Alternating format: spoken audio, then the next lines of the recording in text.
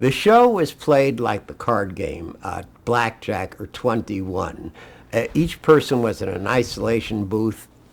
There were numerous categories. It was a general knowledge show, not confined to any specific category like the $64,000 question and $64,000 challenge was.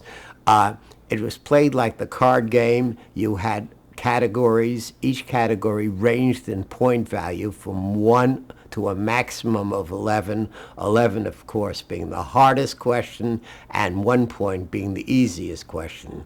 The first person to reach 21 won the game. You could knock or stop at either 17 or 18, just like in the game blackjack, but you were taking a chance because you didn't know ostensibly what your opponent had. So you could take a chance and stop. Your opponent might have 19 or 20, in which case you'd be finished, you'd lose. So the urge was to go on and try and win the game. It was broadcast from Studio 6A, radio in Rockefeller Center, the RCA building. That was the NBC studios. Yes, there was a studio audience, and people were it became a hot show, and it got pretty hard to get tickets to go in to see the show after a while.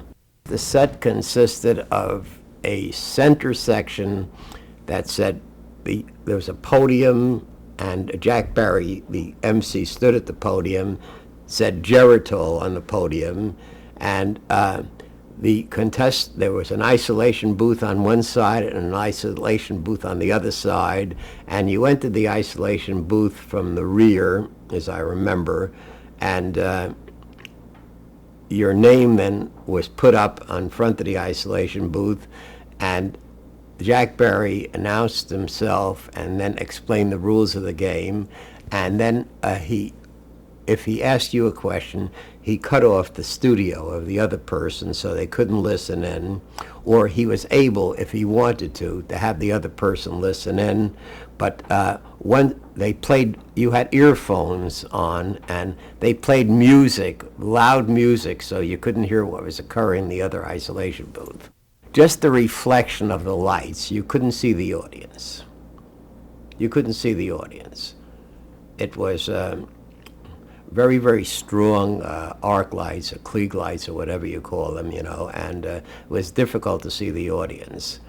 From the time you stepped in there, though, you knew what you had to do. You knew exactly what you had to say. It was like an actor going on stage. I mean, in the final analysis, I really wasn't even a game show contestant. I was an actor, performing a role, just like my other opponents were and so forth.